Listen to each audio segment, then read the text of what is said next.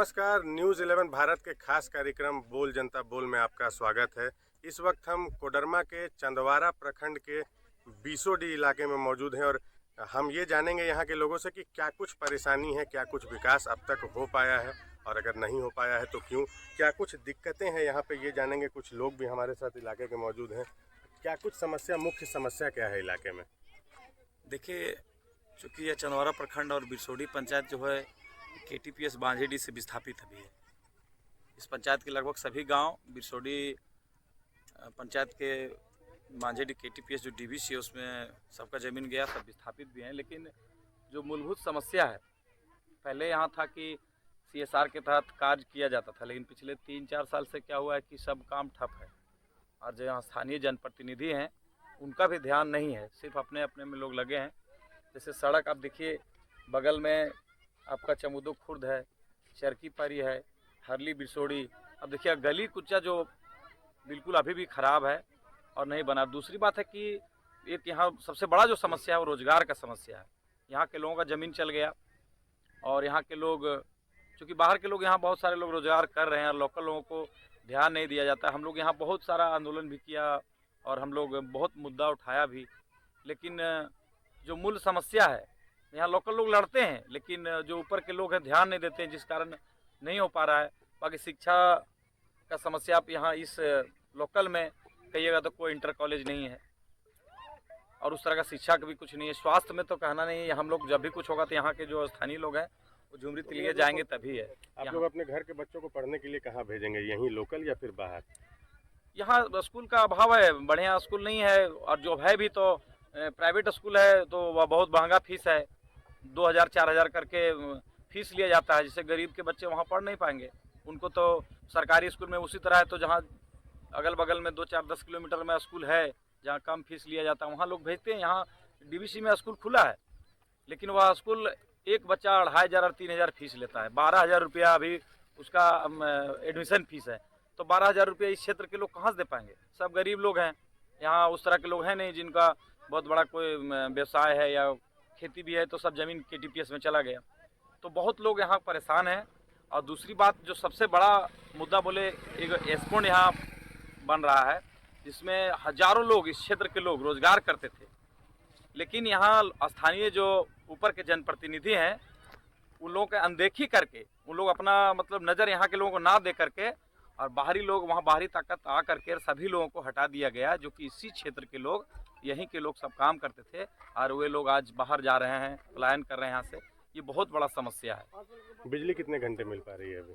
बिजली का समस्या तो शुरू से रहा है, लेकिन बीच में कुछ बिजली सुधरा है। अभी आज लगता है महीना दिन पहले बिजली बहुत ज़्यादा ख़राब था स्थिति, लेकिन अभी कुछ बिजली में सुधार हुआ है। लेकिन खास करके हम स्थानीय और विस्थापितों का एक डिमांड भी रहा है कि जब हम यहाँ धूल खाते हैं, यहाँ गर्दा हम खाते हैं, तो हम लोग को कम से कम, और हमारी ज़मीन पर बिजली यहाँ से दिल्ली मुंबई चमचमाती है, तो हम लोग का एक डिमांड है सरकार से कि कम से कम जो विस्थापित एरिया है वहाँ 24 घंटा बिजली मुहैया करा जाए। ये मैं नहीं कहता हूँ कि फ्री में दीजिए, लेकिन 50% ले और कुछ जो 50% छूट दे करके स्थानीय लोगों को बिजली दिया जाए। इसके लिए हम लोग DBC, झारखंड सरकार, भारत सरकार, सब जगह हम लोग चिट्ठी लिख चुके हैं और बहुत बार हम लोग विस्थापितों के माध्यम से हम लोग धरना आंदोलन सब कुछ किए हैं, लेकिन कुछ होता नहीं है, क्योंकि ऊपर के प्रतिनिधि इस पर ध्यान नहीं देते हैं। हम लोग नीचे के लोग बहुत लड़ते हैं, बहुत बार यहाँ लड़के लोगों को जेल भी भेज दिया जा रहा है। ये भी समस्या है कि अगर कोई आगे विस्थापित आता है लड़ाई करने के लिए तो उसे किसी ना किसी कारण फर्जी मुकदमा करके और उसे जेल भेज दिया जाता है। ये सब बहुत समस्या है, समस्या का अंबार है। दूसरा बात हम जो बोले, एस्पोर्ट से भी देख रहे होंगे, सैकड़ों गाड़ियाँ निकलती है रोज़, उसमें छाया उड़ता है, उसका कोई समाधान नहीं है। और हम देखते हैं कि यहाँ से कोडरमा जब लोग जाता है तो वहाँ उड़ता है, वहाँ लोग बंद करता है, लेकिन यहाँ क्या है कि यहाँ के लोग, अगर हम लोग आवाज़ को उठाते हैं तो यहाँ प्रशासन के माध्यम से लोगों को दबा दिया जाता है और विस्थापितों को हमेशा छलने का काम किया जाता है। और दूसरी बात है, अब जयनगर प्रखंड के बारे में हम ज़रा बताना चाहेंगे, क्योंकि हम लोग लंबा घूमते हैं, तो इस पूरे जयनगर प्रखंड में रोड इतना ख़राब है। आप यहाँ चंदवारा प्रखंड से देखते होंगे, चंदवारा से आप जब कांको तरफ जाएंगे, इधर ग्रांडी, गवनपुर, बाजपुर, चुटियारो होते हुए, तो हमको लगता है कि हमको 10 मिनट का रास्ता जाने के लिए हम लोग को घंटों लगता है। या 2017 से, एक बार 17 में हम लोग धरना प्रदर्शन किए थे, लेकिन आज तक वह समस्या का समाधान नहीं हुआ है और हम लोग आपके चैनल के माध्यम से चाहेंगे कि इस पर सरकार का ध्यान आए और ये जो मूलभूत समस्या है, कम से कम सड़क, शिक्षा, बिजली, ये सब मुहैया हो। यही सब ये मेन मुद्दा है। और दूसरी बात हम कहेंगे डीवीसी, अभी एक स्कूल के बारे में मैंने पहले बताया, उसमें हम चाहेंगे आपके चैनल के माध्यम से कि डीवीसी में जो भी बच्चे जो विस्थापित हैं, जिसका ज़मीन गया है, तो डीवीसी के लोगों को छूट दिया जा रहा है, लेकिन विस्थापित के जो बच्चे हैं जिनका ज़मीन गया है उनको छूट नहीं दिया जा रहा है। तो आपके चैनल के माध्यम से मैं कहूँगा कि इस पर सरकार भी ध्यान दे, और डीवीसी के प्रशासन से भी मैं कहूँगा कि अगर जब आप डीवीसी जो अपने कर्मचारी के बच्चों को आप छूट दिला रहे हैं, तो आखिर जो विस्थापित हैं वो कहाँ जाएंगे? वो भी तो ज़मीन आपके दिए और उसके ज़मीन पर आप प्लांट चला रहे हैं, तो उनको किसी भी हाल में 50% छूट मिलना चाहिए। 50% नहीं तो जो डीवीसी के बच्चे मिल रहे हैं वो स्थानीय और जो विस्थापित लोग उनको बच्चे को ये छूट मिलना लाजमी है, ये मिलना चाहिए। ये हम लोग का, इसके लिए हम लोग लड़ेंगे भी। बिल्कुल, तो देखा जा सकता है कि सरकारी स्कूल की जो स्थिति है वो भी काफ़ी गड़बड़ है। लोग संतुष्ट नहीं हैं, उनको लगता है कि उनके बच्चे अगर यहाँ से बाहर पढ़ें तो ज़्यादा बेटर होगा, लेकिन कोई रोज़गार भी नहीं है लोगों के पास, जिससे प्राइवेट स्कूल के फ़ी काफ़ी महंगे हैं, जिसको भी वो लोग वेयर नहीं कर पाएंगे। तो जो समस्या है, एक तरफ सरकार ये भी कह रही है कि मॉडल स्कूल के तर्ज पर जो सरकारी स्कूल हैं उसको जब बनाया जाएगा, लेकिन वो कब तक हो पाता है ये भी अब तक देखने वाली बात होगी। कुछ और लोग हैं हमारे साथ स्थानीय, उनसे भी जानेंगे इलाके में क्या कुछ समस्या है। आपके चैनल के माध्यम से बोल इंडिया बोल इस कार्यक्रम में सबसे पहले आपको बहुत बहुत बधाई देना चाहता हूं कि आपने रूरल क्षेत्र जो बांझेडी स्थित 32 गांव विस्थापित है, उन गांवों के बीच आपने आने का काम किया और यहाँ का जो ज्वलन मुद्दा है उनको उठाने का काम कर रहे हैं। यहाँ चाहे शिक्षा का सवाल हो, स्वास्थ्य का सवाल हो, रोजगार का सवाल हो, सब समस्या ही समस्या भरी पड़ी है।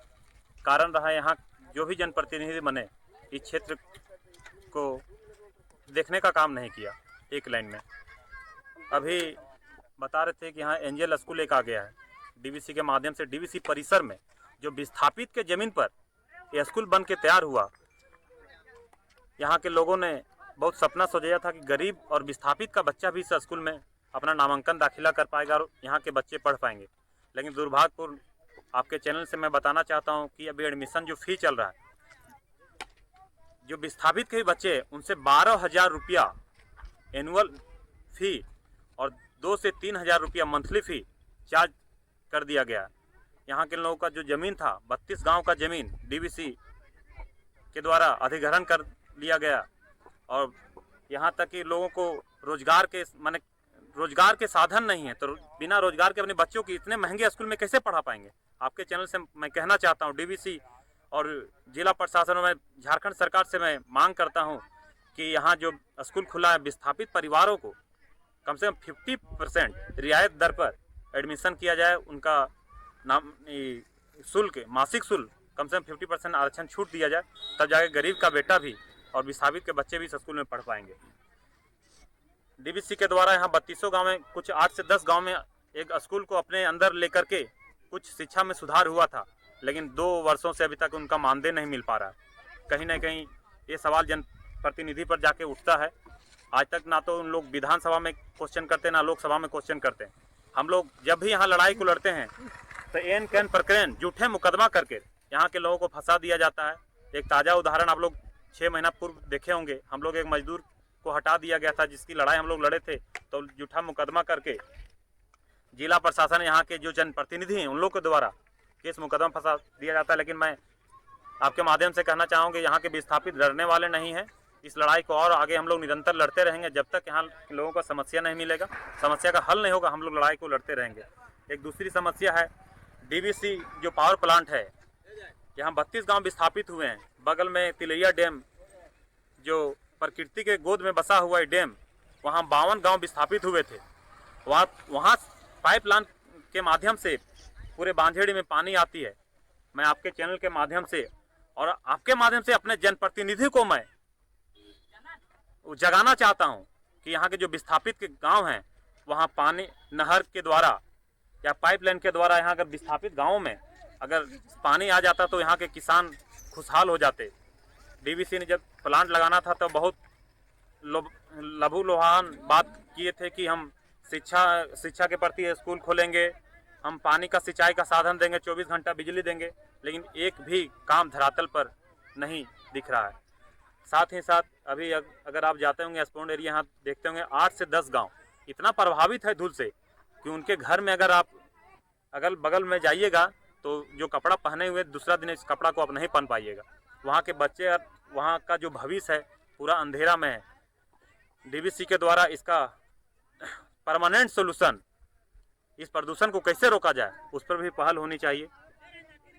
साथ ही साथ बिजली की जो समस्या है, अभी 1 महीना पूर्व भी झारखंड सरकार ने एक्शन लिया डीवीसी के खिलाफ, तो अभी बिजली कुछ हद तक 15 से 18 घंटा तक बिजली मिल पा रही है। बिजली में तो सुधार है, लेकिन शिक्षा, स्वास्थ्य, जो सड़क की समस्या है, बहुत समस्या ही समस्या है। उसका समाधान यहाँ इस बांझेड़ी में भगवान भरोसे हैं। यहाँ के जनप्रतिनिधि है, उनका रवैया, जब से हम लोग राजनीतिक और सामाजिक दृष्टिकोण से हम लोग जब सूझबूझ हुआ तो हम लोग हमेशा आवाज़ उठाते रहते हैं, लेकिन कोई देखने वाला नहीं है। इस आने वाला समय में जनता ही इसका फैसला करेंगे। बिल्कुल, तो इलाके में जो समस्या है वो काफ़ी है। इनका कहना है कि सरकारी स्कूल की भी व्यवस्था सही नहीं है, सड़कों की जो स्थिति है महज 1 किलोमीटर चलने में भी घंटों लग जाते हैं। तो ये सारी सुविधाएं जो हैं वो जनता से जुड़ी हुई समस्या है और अब तक इसका निदान जो है वो हो जाना चाहिए था। कुछ और भी लोग हैं हमारे साथ, उनसे भी जानेंगे क्या कुछ मुख्य समस्या है इलाके में। सबसे पहले धन्यवाद न्यूज़ 11 टीम को। सबसे बड़ा यहाँ समस्या है रोजगार का। युवाओं के लिए सबसे बड़ा समस्या रोजगार का है, क्योंकि यहाँ एक रोजगार का केंद्र आया था 10-12 साल पहले, लेकिन यहाँ 10-12 साल से देखते आ रहे हैं यहाँ के लोकल जनप्रतिनिधियों के द्वारा, जो भी जनप्रतिनिधि चुने गए हैं, हम लोग बहुत आशा विश्वास के साथ चुनते हैं, और जब रोजगार दिलाने की बात आता है तो केवल अपने आप को जो रिश्तेदार हैं ये सब लोगों को रोजगार दिलाया जाता है। और हम लोग ऐसे ऐसे युवाओं को, यहाँ आप देख रहे होंगे इतना सारा युवा लोग है, किसी को रोजगार मिल नहीं पाता है। शिक्षा है, छोटे छोटे बच्चे, शिक्षा का अभाव है। 2 साल तो कोरोना टाइम चला गया, स्कूल आया है एंजल्स पब्लिक स्कूल में जो भैया लोग बताइए दिए हैं, इतना महंगा फी है, 2-4 हज़ार रुपये। आदमी 8-10 हज़ार रुपये कमा नहीं पा रहा है आज के युग में। अब महंगाई तो आसमान चल रहा है, उसमें अब 2,000-4 हज़ार फी को नहीं दे पाएगा। सरकारी स्कूल की तो स्थिति देख ही रहे हैं। सड़क का जो है, बिजली तो हाल फिलहाल सुधरा है, बिजली तो एकदम पूरा ठंड भर 2 वर्ष पहले ठंड भर एकदम स्थिति एकदम बदतर रही। और अगर आप अपने बच्चे को पढ़ने के लिए कहाँ भेजेंगे, कोडरमा या फिर यहाँ से बाहर? अगर अभी देख रहे हैं, अभी स्कूल कोरोना टाइम में धीरे धीरे स्टार्ट हुआ है, अभी तो फिलहाल नया एडमिशन भी हो रहा है। अभी तो फिलहाल अभी हम लोग चाहेंगे कि बच्चा को यहीं पढ़ें, लेकिन अगर अच्छा सुविधा नहीं मिल पाए, अगर यहाँ पे लड़ाई लड़ रहे हैं हम लोग, लड़ाई अगर जारी है, अगर फीस, अगर जो डीवीसी के प्रबंधन लोग हैं, जो कर्मचारी लोग हैं, उसके अभाव में फीस अगर कम किया जाता है, उसी के तौर पर हम लोग भी लिया जाता है, तो बच्चों को यहीं पढ़ाएंगे। अगर उससे हम लोग को ज़्यादा फी लिया जाएगा, वसूला जाएगा, तो हम लोग बच्चों को बाहर भी भेज सकते हैं। बिल्कुल, तो इलाके में रोजगार की समस्या है, इसकी वजह से सरकारी स्कूलों की जो स्थिति है वो सही नहीं है। प्राइवेट स्कूल के फ़ी इतने महंगे हैं कि वहाँ पढ़ाना पॉसिबल नहीं है। तो इलाके में जो समस्या है वो बनी हुई है। सड़कों की जो स्थिति है वो भी ख़राब है काफ़ी, और ऐश पॉन्ड की जो समस्या है वो भी, जो इलाके के ग्रामीण हैं वो भी बता रहे हैं कि ऐश की समस्या से काफ़ी परेशानी हो रही है, इलाके में धूल भरी रहती है।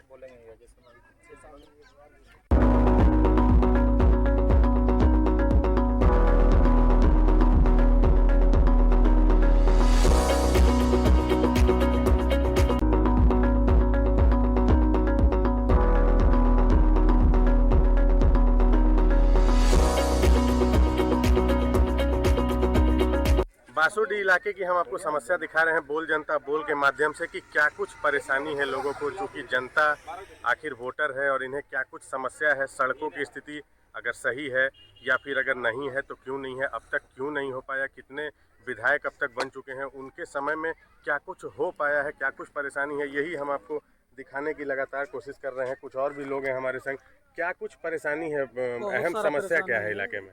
इस इलाके में इस प्लांट से बढ़िया समस्या दूसरा जगह है। इस प्लांट में बहुत गंदा समस्या है। आदमी बेरोजगार मर रहा है, भूखा है। आदमी ज़मीन देने के समय में सोचा था कि रोजगार मिलेगा, नहीं मिला। आर पड़ोसी बोला था कि 1,000 रुपया दिया जाएगा, वो भी अभी तक नहीं मिला। सड़क समस्या और डस्ट समस्या बहुत ज़्यादा है। प्लांट के जगह छोड़ करके दूसरा जगह जाइए, यहाँ से 10-20 किलोमीटर, वहाँ समस्या ठीक है, लेकिन हमारे बरकट्ठा क्षेत्र में समस्या प्लांट के लेकर के सबसे खराब है। आदमी रोजगार के लिए आशा लगाए हुए थे कि ज़मीन लिए यहाँ रोजी मिलेगा, रोजगार मिलेगा, हम बाहर काहे जाएंगे भटकने के लिए। और अब वो आशा को डीवीसी ने तोड़ दिया। कोई यहाँ इस आवाज़ को उठाने के लिए नहीं है, कोई नेता, कोई विधायक, कुछ नहीं। यहाँ सब बेरोजगार हैं। जितना भी युवा है आशा लगाए हैं कि 2 रोटी का रोजगार मिलेगा, लेकिन नहीं, रोजगार नहीं मिल रहा है। आरआर पॉलिसी बोला गया था, वो भी नहीं मिल रहा है। शिक्षा बोला गया था सरकारी स्कूल में, वो भी तोड़ दिया डीवीसी, वो भी नहीं दे रहा है। स्कूल में जो गोद लिया गया उसका भी ख़त्म कर दिया। बिजली की क्या कुछ स्थिति है? बिजली का स्थिति अभी थोड़ा सा सुधार हुआ है, पहले तो बहुत बेहतर था। बिजली तो अभी तक डीवीसी नहीं दे रही है। थोड़ा सा सुधार किया है लेकिन बिजली नहीं दे रही है। बगल में तिलैया डैम है, वहाँ से पूरे कोडरमा जिला को पानी की सप्लाई होती है। सप्लाई पानी की व्यवस्था सप्लाई है? पानी हम लोग को अभी तक नहीं मिला है। अदर जगह मिल चुका है लेकिन प्लांट के चलते अभी तक नहीं मिला है। सबसे खराब हमारी प्लांट की स्थिति है। बिल्कुल, तो सप्लाई पानी की भी व्यवस्था अब तक यहाँ पे नहीं हुई है। ऐसे में लोग गंदा पानी पीने पर भी मजबूर हैं। लोगों को पानी खरीद कर भी पीना पड़ता है, आरओ वाटर। जबकि यहाँ से महज कुछ ही दूरी पर तिलैया डैम है, जहाँ से पूरे कोडरमा जिले को भी पानी की सप्लाई की जाती है। कुछ और भी युवा हैं हमारे साथ, उनसे भी जानेंगे क्या कुछ समस्या है इलाके में। समस्या यहाँ मुख्य रूप से देखिए, आम लोगों का मुख्य समस्या शिक्षा, स्वास्थ्य और जो विकास होना चाहिए रोड और का, ताकि नौजवानों को रोज़गार मिलना चाहिए। यहाँ बहुत बड़ा डीवीसी का प्रोजेक्ट है, तो यहाँ के नौजवान और उसके गार्जियन लोगों को भी उम्मीद था कि यहाँ से हमारे नौजवान बहुत बेहतर तरह से घर पर रह के अपना रोजी रोटी चला सकते थे। लेकिन आज यहाँ जो हमारे प्रतिनिधि लोग हैं, पूर्व से जितने भी सांसद या विधायक रह चुके, उन लोग ने अपने लोगों को, निजी स्वार्थ को देखते हुए अपने लोगों को प्लांट में स्थापित किया है। और यहाँ विस्थापित लोगों को किसी तरह का कोई, तमाम प्रतिनिधियों के द्वारा अनदेखी की गई है। आप देख लीजिए, 1 साल के पूर्व में डीवीसी के द्वारा हमारे कुछ 3-4 गांव, डुमरडेहा, चरकी परी, चमगुद्दो खुर्द है और ये बगल का खेड़ो बारा, घंगरी, इसमें डीवीसी के द्वारा सरकारी स्कूलों को गोद लिया गया था कि हम यहाँ बेहतर शिक्षा देंगे। 1 साल पूर्व से उसको भी बंद कर दिया गया। और कुछ लोग जो तमाम गांव के लोग, उसमें 6-7 लोग काम कर रहे थे, जिसका 7-8 हज़ार मिल रहा था, जो रोजी रोटी चल रहा था, तमाम लोगों को डीवीसी के द्वारा फिर से हटा दिया गया स्कूल से। और स्कूल पुनः उसी अवस्था में है। इसलिए लग रहा था उस समय कि डीवीसी अगर स्कूल के पीछे कुछ काम कर रही, लोगों को लगा था, आशा था, लेकिन उसको तोड़ने का काम डीवीसी कर रही है। और इसके पीछे हमारे जनप्रतिनिधियों का भी हाथ है। एक तरह से देखा जाए तो माना जा सकता है, क्योंकि उनको आवाज़ उठाना चाहिए था आम लोगों की समस्या के लिए। इसलिए अभी उन लोगों के द्वारा भी इस मैटर पे कोई बात नहीं रखा गया।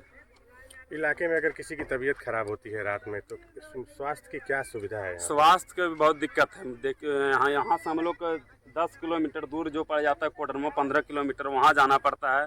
जबकि डीवीसी के द्वारा बोला गया था कि यहाँ स्वास्थ्य का सुविधा होगा। और एक बहुत बड़ा हॉस्पिटल बनाया गया है डीवीसी के द्वारा, जहाँ अभी तक एक मान लीजिए कोई डॉक्टर भी नहीं रह रहा और बेड भी का व्यवस्था भी नहीं है। तो सबसे दयनीय स्थिति है कि मान लीजिए बहुत बढ़िया तरीके से हॉस्पिटल बना दिया गया है, तो उसको देखने के लिए, फ़ोटो खिंचवाने के लिए तो नहीं। यहाँ जो विस्थापित लोग ज़मीन को दिए हैं, उनका व्यवस्था होना चाहिए डीवीसी के द्वारा। और हमारे जो उसमें सुशील कुमार सिंधे जी आए थे उद्घाटन करने, उनके द्वारा भी बोला गया था कि यहाँ के लोगों को तमाम सुविधाएं उपलब्ध कराया जाएगा डीवीसी के द्वारा, बिजली हो, पानी हो, शिक्षा हो। और आज तक तमाम, अभी 2008 से आज 2022 आ गया, इतना सालों से अभी तक कोई भी मूलभूत सुविधा उपलब्ध नहीं कराया गया। अस्पताल भी ढंग के नहीं है। ऐसे में सदर की भी जो व्यवस्था है वो भी काफ़ी अच्छी नहीं कहेंगे, क्योंकि अगर सड़क हादसे में कोई घायल होते हैं तो उन्हें यहाँ से रांची रेफ़र किया जाता है। और रांची ले जाने में ही, रास्ते में ही 3 से 4 घंटे लग जाते हैं, जिससे लोगों की जान चली जाती है। तो ये भी एक गंभीर मुद्दा है, क्योंकि कोडरमा का जो इलाका है वो दोनों तरफ से, एक तरफ जवाहर घाटी और एक तरफ दिभोर घाटी का इलाका है, जो कि एक तरफ 25 किलोमीटर की घाटी है और एक तरफ लगभग 10 किलोमीटर की घाटी है। तो ऐसे में आए दिन सड़क हादसे के लोग शिकार हो जाते हैं, लेकिन लोगों को इलाज के अभाव में लोगों की जान चली जाती है। तो ये भी एक गंभीर मुद्दा है। स्वास्थ्य की क्या स्थिति है इलाके में? देखिए, खास करके मैं बरकट्ठा विधानसभा और जो KTPS का एरिया है और कोडरमा जिला, चूँकि हम लोग जिले में घूमते रहते हैं, तो स्वास्थ्य का कोडरमा जिला में तो मुझे नहीं लगता है कि कुछ यहाँ स्वास्थ्य का कोई, लोग तो बोल रहे हैं कि एक मेडिकल कॉलेज बन रहा है, 100-300 बेड का अस्पताल बन रहा है, लेकिन पिछले 4 साल से हम लोग देख रहे हैं कि सिर्फ बन रहा है। अभी तक पब्लिक का कोई सुविधा के लिए अभी तक हम लोग देख नहीं रहे हैं, कहीं कुछ मिल नहीं रहा है। आपका सदर अस्पताल जो है, सदर अस्पताल में सिर्फ खाना पूर्ति होता है। वहाँ यहाँ से हम लोग जाते हैं, चूँकि हम लोग रोज़ हम लोग को लोग फ़ोन करता है, किसी दिक्कत होता है तो हम लोग बोलते हैं कि वहाँ जाओ, लेकिन कुछ है ही नहीं यहाँ। कोडरमा जिला में अगर स्वास्थ्य के लिए कहिएगा तो कुछ नहीं है यहाँ। जब तक रांची या हजारीबाग नहीं ले जाएगा लोग, कोडरमा में कुछ नहीं होता है। अगर एक्सीडेंट हो जाएगा तो बहुत ज़्यादा तो यहाँ पट्टी और मलहम कर सकता है लोग कोडरमा में। बाकी कोडरमा में है क्या? हॉस्पिटल के नाम पर तो यहाँ कुछ है नहीं। और अगर हॉस्पिटल है भी तो इतना लूट है, जो गरीब लोग जो है वो लोग यहाँ बढ़िया से इलाज नहीं करा पाते हैं और इलाज के अभाव में लोग दम भी तोड़ देते हैं। मैं कहना चाहूँगा डीबीसी बहुत बड़ा लगता है। कोडरमा जिला के सबसे भव्य अस्पताल यहाँ पर बना है। 100 बेड का अस्पताल बनकर रेडी है पिछले 2-3 साल से, लेकिन यहाँ डॉक्टर नहीं दिया जा रहा है। जब हम लोग डीबीसी से सवाल करते हैं तो उनके तरफ से बोला जाता है कि हम लोग डॉक्टर का अभी सरकार की तरफ से बहाली नहीं हो रहा है। तो डॉक्टर नहीं रहने के कारण बहुत यहाँ समस्या है। लेकिन बेड है, पूरा बिल्डिंग बन के तैयार है। पिछले 3 सालों विस्थापितों का जमीन पर, यहाँ के स्थानीय लोगों का जमीन पर बिल्डिंग बनकर तैयार है। पीएस में जो लोग हैं उनको रोजगार यहाँ पे नहीं है। कोरोना की वजह से जितने लोग बाहर से जो लोग नौकरी करते थे, बेरोजगार होकर वो लोग अपने घर की तरफ लौटे हैं। किस तरीके से जीवन यापन यहाँ पे कर रहे हैं, हम आपको ये भी बताने की कोशिश करेंगे। कुछ और भी लोग हैं हमारे संग, जो लोग बेघर हो गए कोरोना की वजह से, या फिर जो लोग बाहर में नौकरी करते थे, वो लोग यहाँ वापस अपने घर लौटे हैं। कैसे उनका जीवन यापन चल रहा है अभी? वह लोग बहुत अभी दिक्कत में चल रहे हैं। जब जो कोरोना का टाइम जब आया तो पता चला कोडरमा ज़िला में कि स्थिति क्या है अस्पताल का। पहले तो पता ही नहीं चलता था। जब अचानक एक भयानक बीमारी के रूप में आया था तो अभी लोग उस टाइम बहुत सारे पलायन करके हमारे गांव बस्ती में आए। उस टाइम तो लगभग 1-1.5 साल तो रोज़गार ही नहीं मिला, बहुत तरह का दिक्कत झेलना पड़ा। फिर लास्ट में उन लोग को मजबूरी बहुत सारे खेती बाड़ी करके अपना जीवन यापन करने लगे लास्ट में। उसके बाद यहीं हाल फिलहाल कुछ रोजी रोटी के लिए चाहे तो जुआरी वाड़ी काम करने लगे, बहुत सारे इस तरह करके अपना जीवन यापन करने लगे। और गंभीर समस्या इलाके में क्या है जिसकी वजह से काफ़ी परेशानी हो रही है इलाके के लोगों को? गंभीर समस्या भी रोड का भी बहुत ज़्यादा है और हमारे प्लांट स्थिति डस्ट का, जो धूल प्रदूषण का बहुत सारा स्थिति खराब है। प्रदूषण के कारण बहुत अनेक के बीमारियां फैलता है और प्रदूषण से उपचार यहाँ के बहुत जनप्रतिनिधि आते हैं। अब बोला जाता है इसको 1 हफ्ता के अंदर प्रदूषण ठीक किया जाए, उसके बाद कुछ दिन 2 दिन ठीक होता है, काम बंद रहता है, ये हो जाता है। उसके बाद सप्ताह दिन के बाद फिर वही धूल उड़ना चालू हो जाता है। मैं जनप्रतिनिधियों से कहना चाहता हूँ कि जब आप लोग आते हैं तो डस्ट के बारे में जब सवाल उठाते हैं, सप्ताह दिन ठीक रहता है, उसके बाद तुरंत फिर कैसे वही स्थिति में आ जाता है। उसके बाद उन लोग भी इधर ध्यान नहीं देते हैं।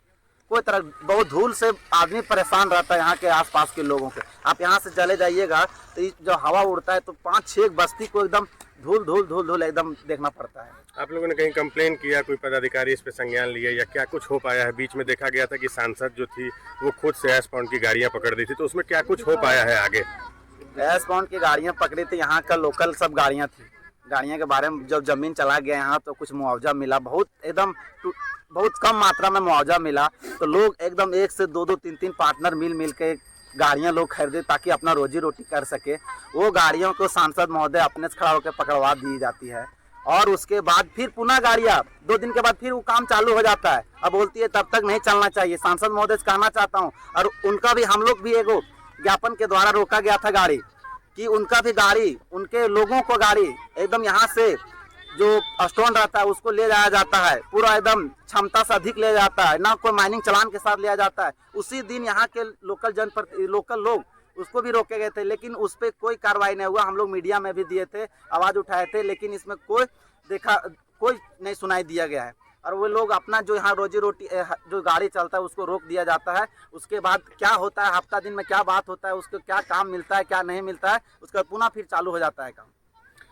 बिल्कुल, तो देखा जा सकता है कि कई गंभीर समस्याएं हैं। सड़कों की जो स्थिति है वो भी काफ़ी ख़राब है। इलाके में शिक्षा का भी अभाव है। सरकारी स्कूल तो हैं लेकिन स्कूलों की स्थिति काफ़ी सही नहीं है। कोरोना की वजह से लोग बेरोजगार हुए, जो लोग बाहर नौकरी करते थे वो लोग अपने गांव लौट आए हैं, लेकिन जो प्राइवेट स्कूल जो खोले गए हैं इलाके में उसकी फ़ी काफ़ी महंगी है, जिसको दे पाना भी काफ़ी मुश्किल है।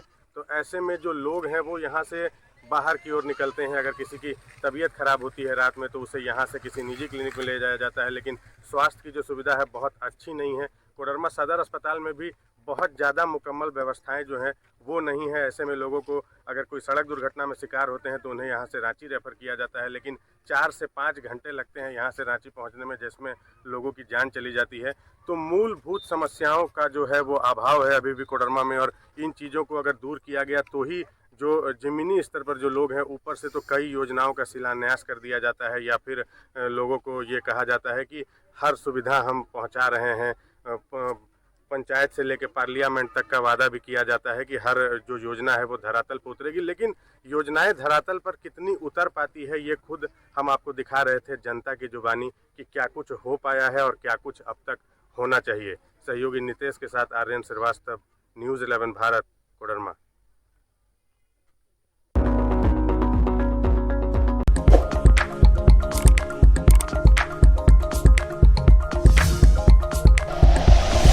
Like and share videos, subscribe करें हमारा चैनल और प्रेस करें बेल आइकॉन। न्यूज़ 11 भारत, सच है तो दिखेगा।